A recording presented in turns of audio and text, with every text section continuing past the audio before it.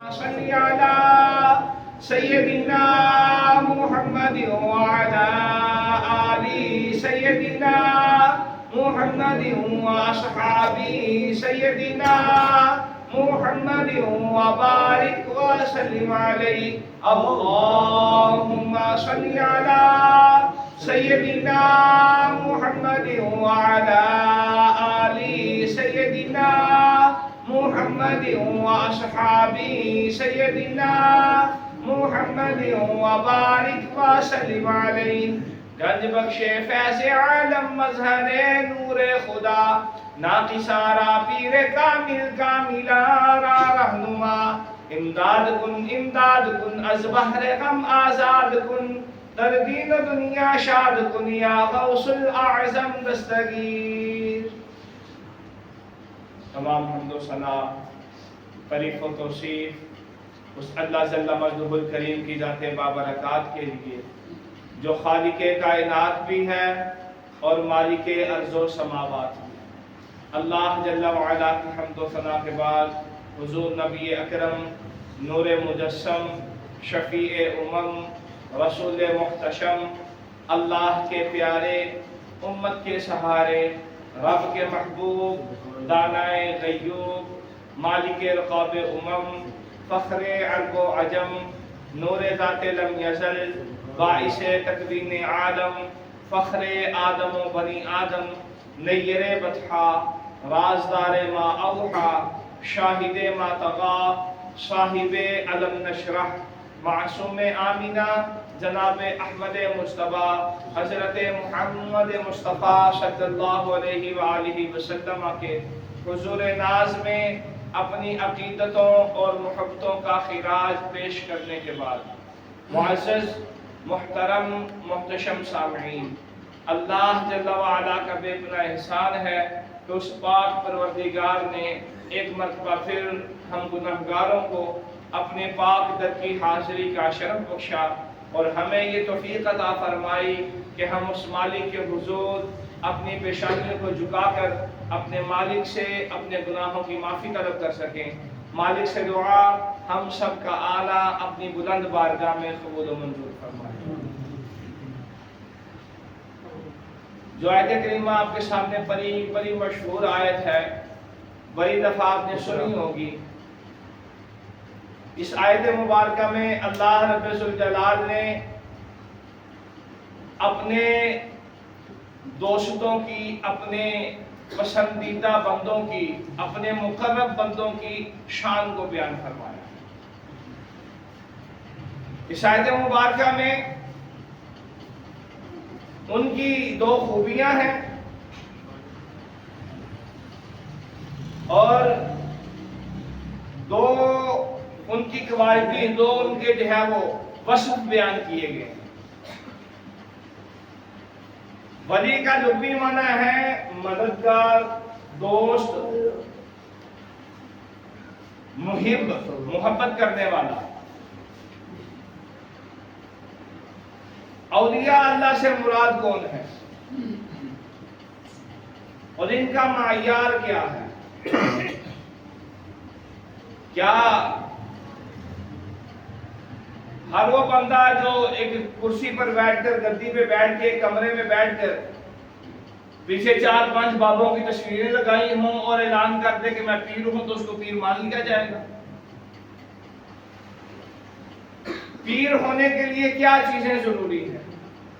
ولی بننے کے لیے کیا چیزیں، کیا معیار ہے؟ ہمارا بڑے افسوس کے ساتھ کہنا پڑتا ہے معیار یہ ہے کہ جس نے ہاتھوں کی دسوں انگلیوں میں جو ہے وہ نگ والی گھٹیاں پہنی ہو، گلے میں 5-7 تسبیحیں پہنی ہو، جس کے ہاتھ میں ایک اسپیشل قسم کا ڈنڈا ہوتا ہے جس پر بعضوں نے گھنگرو باندھے ہوتے ہیں، بعضوں کچھ دھاگے باندھے ہوتے ہیں، وہ ہو، ہرا چولا پہنا ہوا ہو، یا روڈ کے اوپر ایک بکسا رکھا ہو، ساتھ میں کچھ نقشے رکھے ہوں اور ڈبی کے اندر ایک پرچیاں رکھی ہوں، ایک طوطا ساتھ میں رکھا ہو اور لوگوں کو قسمت کا حال بتائے. کیا پیر کا اور ولی کا معیار یہ ہے؟ اس کے بالوں سے اس طرح لگ رہا ہو کہ جیسے 4-5 سال سے نہائے ہی نہیں ہے۔ بڑے افسوس سے کہنا پڑتا ہے کہ ہم نے یہ معیار بنا لیا۔ ابھی کل کی بات ہے، موترا کے اندر ایک عورت دم کروانے آئی ہے پیر صاحب کے پاس، تعویذ لینے کے لیے آئی ہے، پیر صاحب نے زیادتی کا نشانہ بنا دیا۔ غیر ہم پر اسی لیے اعتراض کرتے ہیں، یہ سارے کام ہم نے خود خراب کیے ہوئے ہیں۔ پھر وہ ہوتا ہے سال بعد جو میلہ لگواتا ہے، قوالیاں کرواتا ہے، ڈھول باجے کرواتا ہے، یہ پیری مریدی کا معیار بن گیا، ان کو ہم ولی کہتے ہیں۔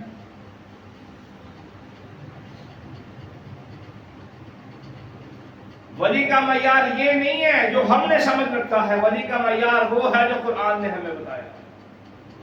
قرآن نے ہمیں بتایا ہے الا ان اولیاء اللہ، خبردار جو اللہ کے ولی ہوتے ہیں ان کی 2 خوبیاں ہیں، 2 ان کے وصف ہیں، 2 ان کی کوالٹیز ہیں۔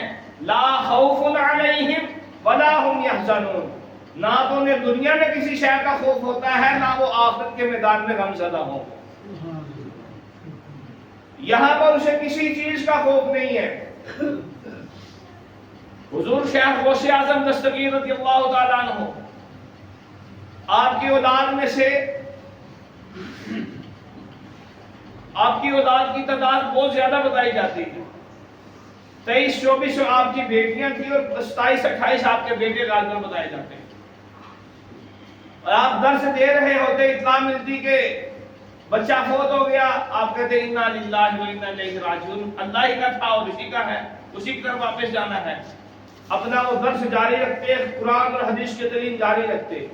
گھر والوں کو پیغام جاتا کہ اس کے غسل کفن کا انتظام کر دیا جائے، جب انتظام ہو جاتا آپ جنازہ وغیرہ پڑھا دیں۔ سگی اولاد،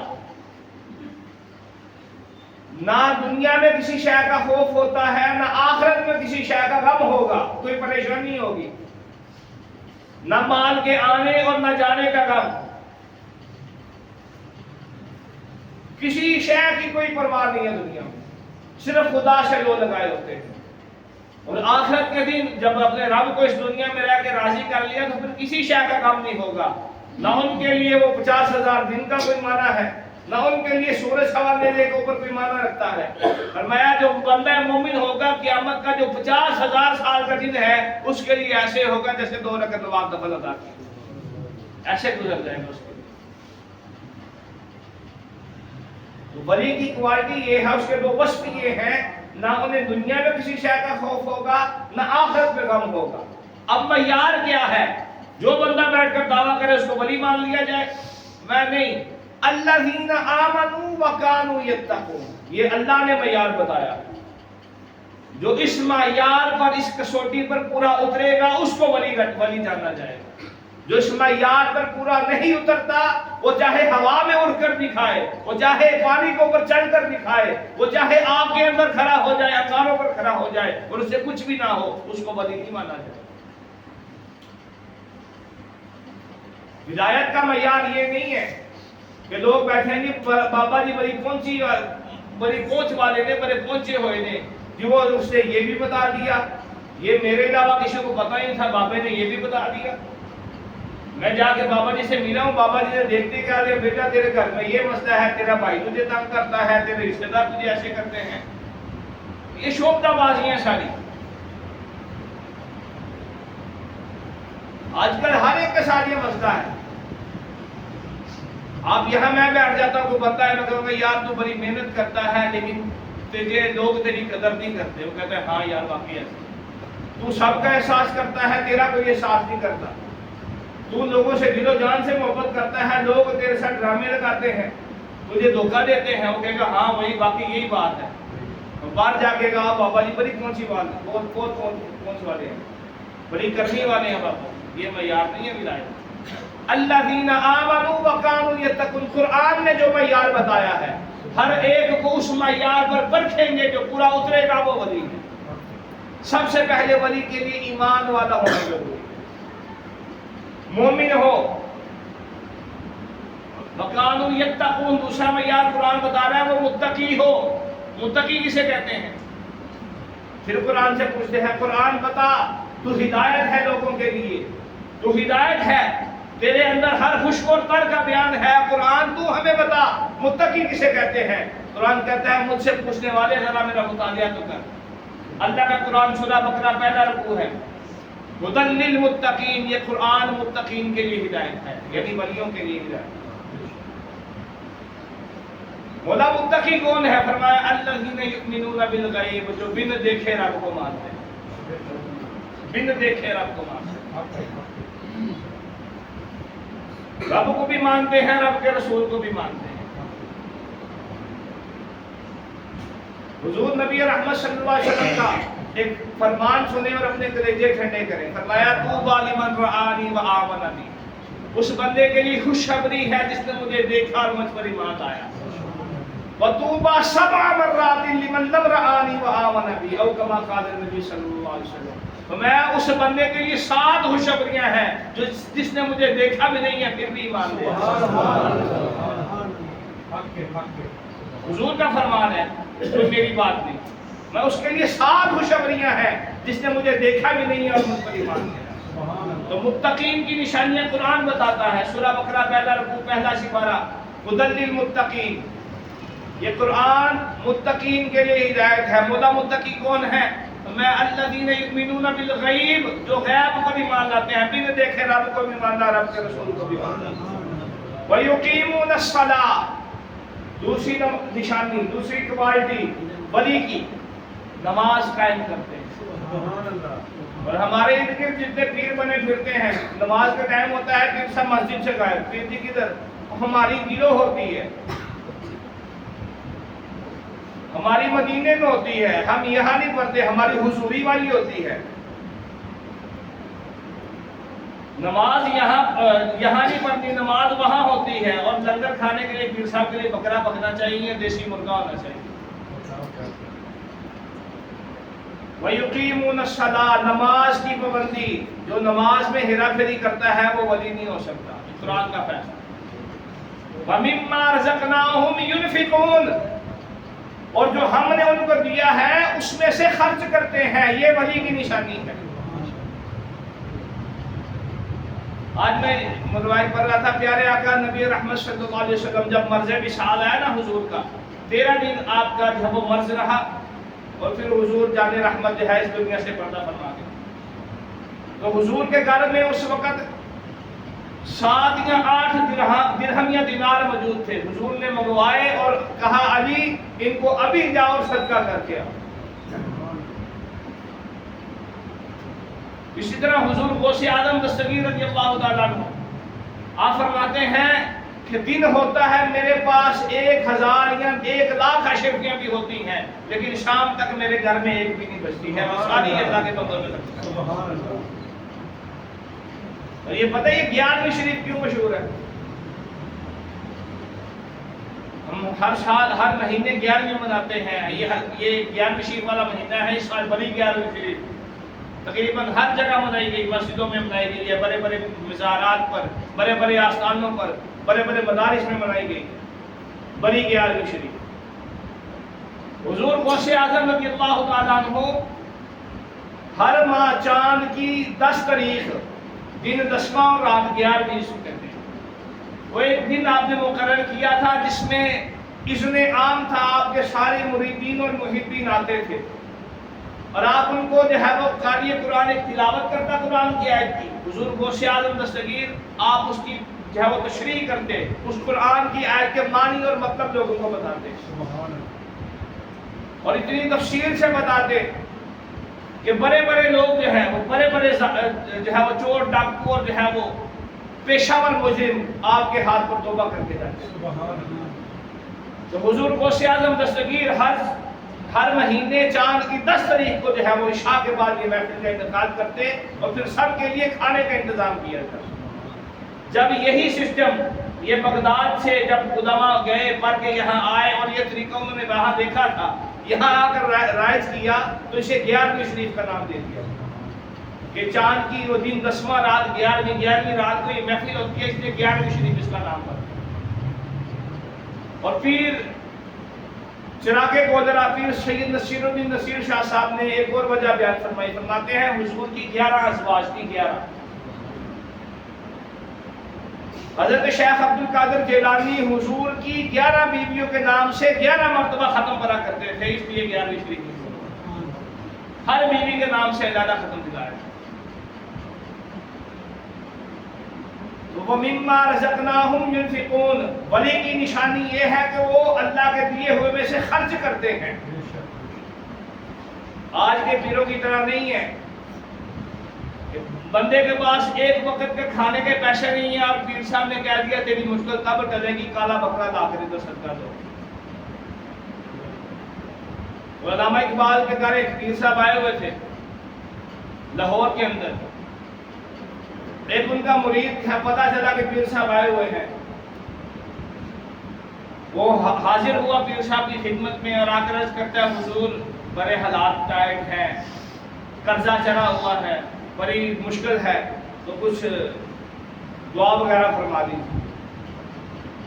پیر صاحب نے کہا اچھا۔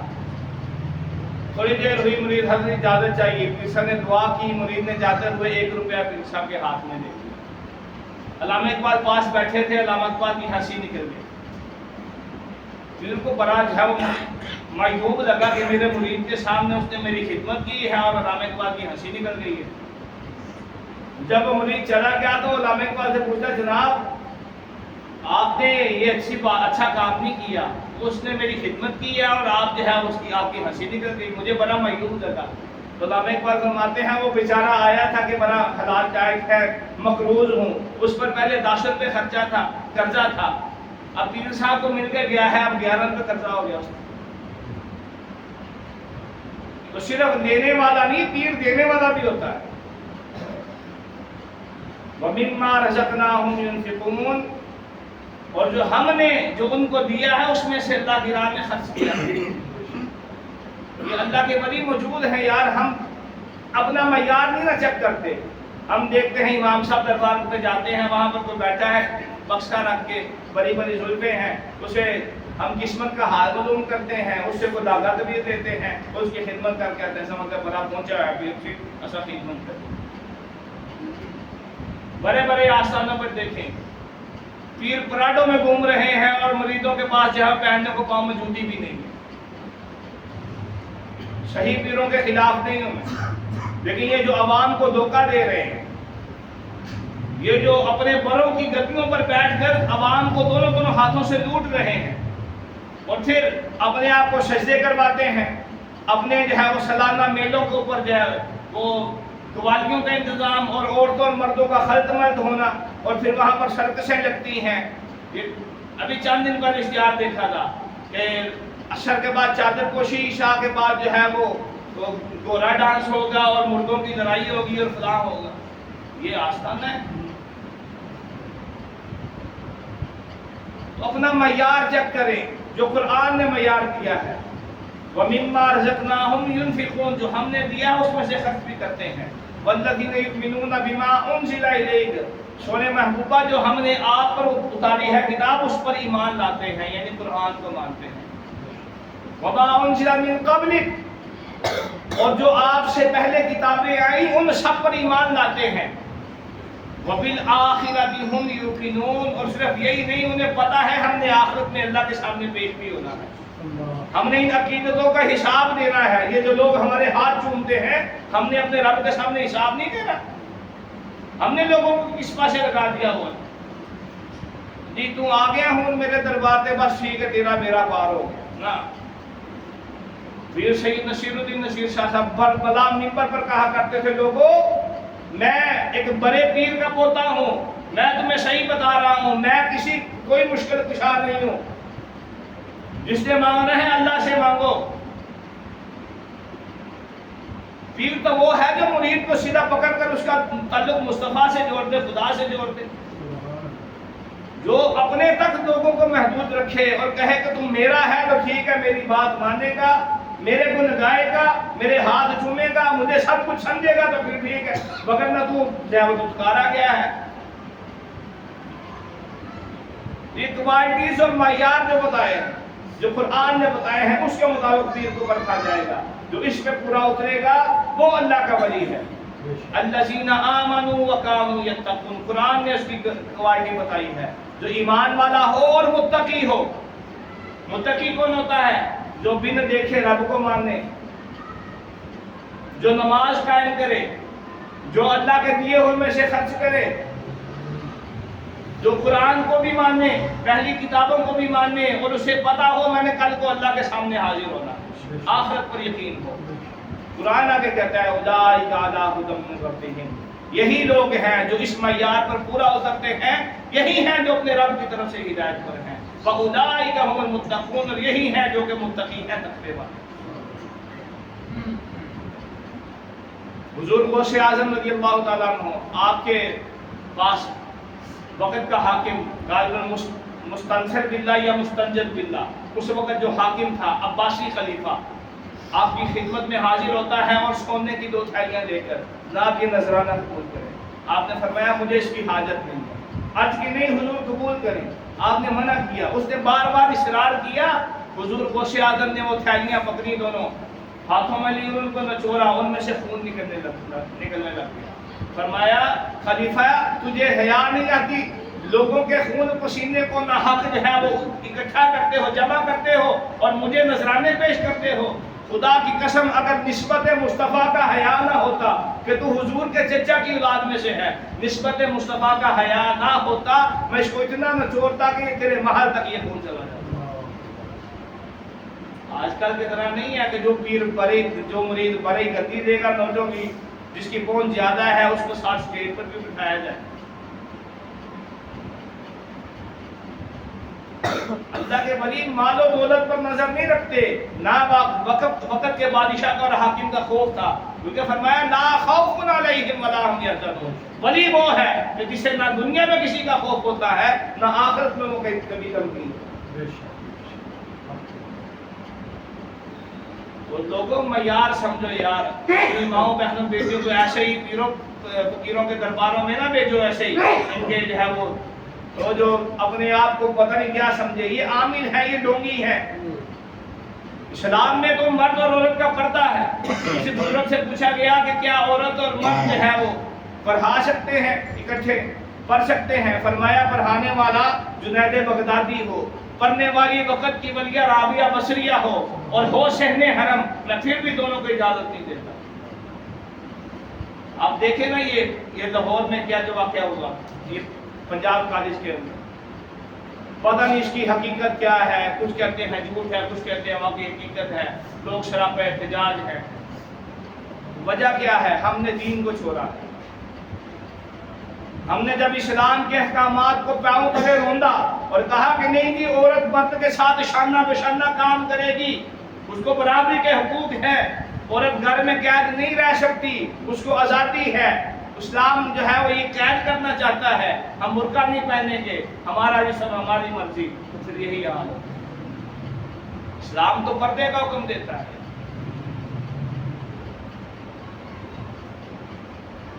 اپنے دین کی طرف لوٹ کر آؤ۔ میں نے ابھی بتایا کل کا واقعہ ہے، موترے کے اندر ایک عورت تمیز دینے گئی پیر صاحب کے پاس اور زیادتی کا نشانہ پڑ گیا۔ یہ خدا را یہ پیر ہے، وقت کا ولی ہے، گوشت ہے، لیکن تمہاری ماؤں بہنوں بیٹیوں کے لیے وہ نامحرم ہے۔ کسی پیر کو کسی کے گھر جا کر اس کی ماؤں بہنوں بیٹیوں میں بیٹھنے کی اجازت نہیں ہے، اور گھر والے بھی ہوش کریں، اپنی ماؤں بہنوں بیٹیوں کو ایسے پیر صاحب کے پاس نہ لے جایا کریں۔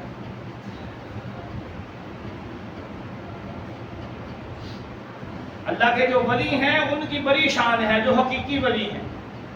لوگ اسی لیے تو ہمارا مذاق اڑاتے ہیں، وہ دکھاتے ہیں ڈونگیوں کو ہیں۔ بڑی ویڈیوز موجود ہیں، بابے نے صرف دھوتی باندھی ہوئی ہے، کوئی بابا بالکل ننگا ہے، اس کے مزار پر لگی ہوئی ہے۔ ایک وہ قوالی بڑی مشہور ہے، اس میں کیا بکواس کی ہے، جو تمال نہ پائے اس کی فلانا فلانا فلاں فلاں، اور وہاں پر جو ہے وہ سارے جو ہے وہ بیٹھے ہوئے ہیں، بابا جو ہے وہ در کے اوپر سے ایک دھوتی کپڑا باندھا ہوا ہے کہ بابا جی فرمانے نے جیڑا مولا علی دی تمال نہ پائے تو وہ فلاں فلاں۔ یہ کوئی مذاق ہے دین کے ساتھ؟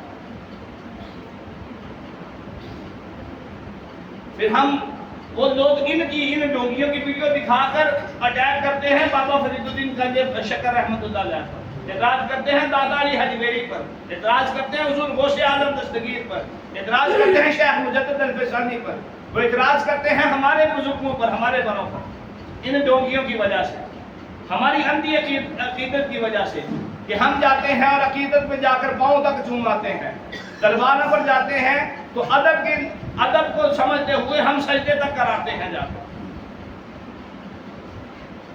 اور وہ پھر ویڈیوز دکھائی جاتی ہیں، یہ دیکھیں جی یہ بریلوی ہیں، یہ سنی ہیں جی، یہ پیروں کو سجدہ کر رہے ہیں، یہ پیروں کے ہاتھ چوم رہے ہیں، ان کا پیر دیکھیں یہ ننگا ہے، وہ لوگ اس کے ارد گرد بیٹھے ہوئے ہیں، یہ جی پیر صاحب کو دیکھیں، کبھی کوئی بابا پکڑا جاتا ہے، اس کو کلمے نہیں آتے اور لوگ اس کے دربار میں جی بابا برف کرنے والا ہے، بابا برف پہنچا ہوا۔ ہمارے مقتدا، ہمارے پیشوا وہ ہیں جو اس معیار پر پورا اترتے ہیں جو قرآن نے ہمیں بتایا، جس معیار پر پورا اترے ہم اہل سنت ان سے کے ساتھ ان کا کوئی تعلق نہیں ہے، وہ کوئی پیر نہیں ہے، وہ کوئی ولی نہیں ہے۔ حضرت بایزید بسطامی رضی اللہ عنہ، آپ کے زمانے میں نا آپ کے علاقے میں کوئی عالم آیا بہت بڑا، مشہور تھا کہ بڑا عالم ہے اور بزرگ ہے اور پیر ہے، بہت بڑا صوفی ہے وقت کا۔ حضرت بایزید بسطامی کو پتہ چلا، چند ساتھیوں کو ساتھ لیا، میرے پاس حوالہ موجود، ساتھ لیا اور گیا اس ارادے سے کہ ہم زیارت کر کے آتے ہیں، اتنا بڑا کوئی ولی آیا ہوا ہے، بڑا لوگوں میں چرچا ہے۔ فرماتے ہیں جب ہم انٹر ہوئے دیکھا کہ وہ پیر صاحب نے قبلے کی طرف منہ کر کے تھوک دیا، حضور حضرت بایزید بسطامی واپس پلٹا، ساتھ میں دوست احباب گئے تھے، کہا حضرت آپ کو بڑی دور سے ہمیں لے کے آئے ہیں کہ ہم اس کی زیارت کرنے جاتے ہیں اور آپ واپس پلٹ رہے ہیں۔ فرمایا میں نے اس کو دیکھا ہے، وہ تو کعبے کی طرف منہ کر کے تھوک رہا ہے، جس کو کعبے کا حیا نہیں ہے وہ خود دین مصطفیٰ کا کیا حال کرتا ہو۔ کچھ معیار ہے پیر ہونے کا، ولی ہونے کو کوئی معیار ہے، ہر لچے لفنگے کو چنگی پر پنگی چرسی کو پیر نہیں مان لے رہے، جو ولی ہیں ان کی تو کیا بات ہے، کیا شان ہے۔ اللہ نے دو بندے ہیں، دو لوگ قسم کے لوگ ہیں جن کے بارے میں اللہ نے فرمایا ہے کہ جو ان کے ساتھ دشمنی رکھے گا میرا اس سے اعلان جنگ ہے۔ ایک اللہ نے فرمایا جو بندہ سود لیتا ہے، سود کھاتا ہے، سود کا کاروبار کرتا ہے، میں خدا اس سے اعلان جنگ کرتا ہوں۔ اور دوسرا فرمایا جو میرے ولی سے دشمنی رکھے میں اس سے اعلان جنگ کرتا ہوں۔ جو حقیقی ولی ہو، ولایت کے معیار پر پورا اترے، پھر اس کو ماننا بھی ضروری ہوتا ہے۔ جو اس کا انکار کرے، اس سے دشمنی رکھے، اللہ اس کے ساتھ جنگ کا اعلان کرتا ہے۔ حضرت شیخ عبد القادر جیلانی جس وقت بغداد کے مدرسہ نظامیہ کے اندر زیر تعلیم تھے، پڑھ رہے تھے، آپ کے کلاس فیلو ہیں، ایک ابن سقا ہے، ایک ہے عبداللہ بن ابی مسعود۔ عبداللہ بن ابی مسعود اس واقعے کو کوٹ کرتا ہے، بہجۃ الاسرار میں یہ واقعہ موجود ہے۔ وہ کہتا ہے میں ابن سقا اور شیخ عبد القادر جیلانی ہم تینوں کلاس فیلو تھے، ہم روم میٹ تھے، ہمارا اٹھنا بیٹھنا اکٹھے، ہم اکٹھے عبادت کرتے، اکٹھے نمازیں پڑھتے، اکٹھے سبق پڑھتے، اکٹھے سبق کی دہرائی کرتے، اکٹھے ہم چلا کرتے، ہر کام ہمارا اکٹھا ہوتا۔ میں اس وقت بغداد کے اندر ایک اللہ کا ولی جو ہے وہ آیا، جس کے بارے میں جس کا نام تھا غوث، اس ولی کا نام ہی غوث تھا، اور اس کے بارے میں یہ تھا کہ وہ ایک وقت میں یہاں موجود ہوتا ہے، غائب ہو جاتا ہے کسی دوسری جگہ پر ہوتا ہے،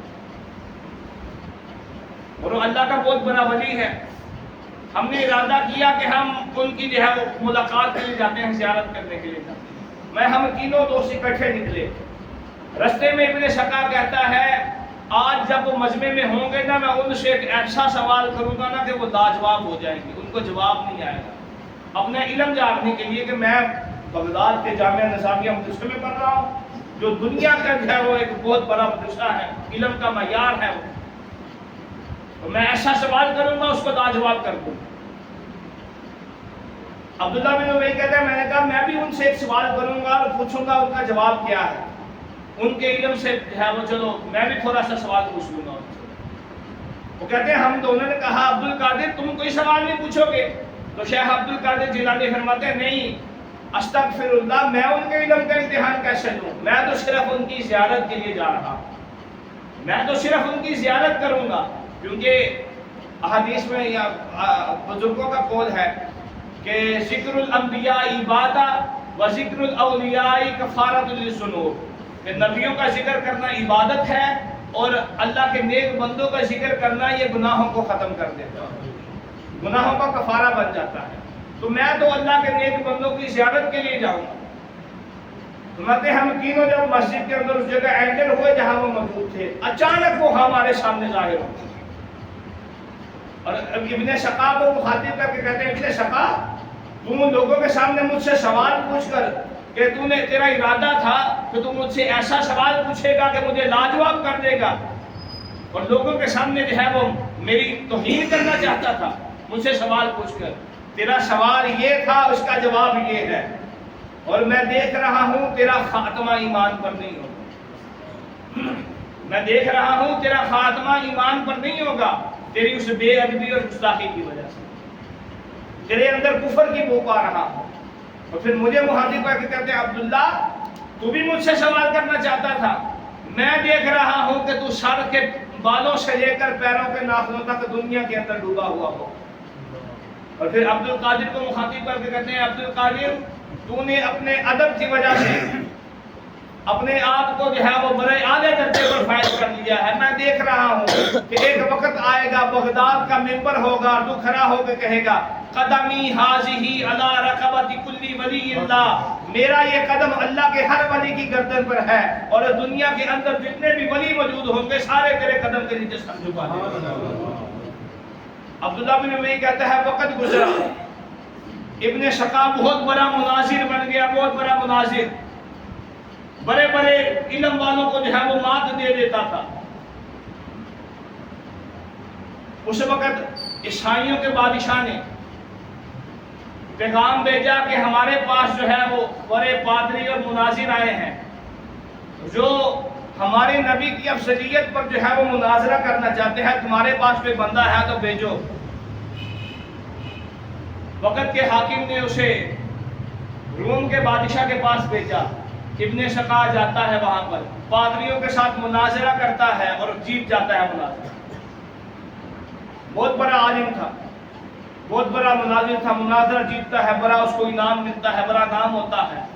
اب قسمت کا لکھا غالب آتا ہے جو اس نے بےعدبی کی تھی، اسے بادشاہ کی بیٹی سے پیار ہو جاتا ہے۔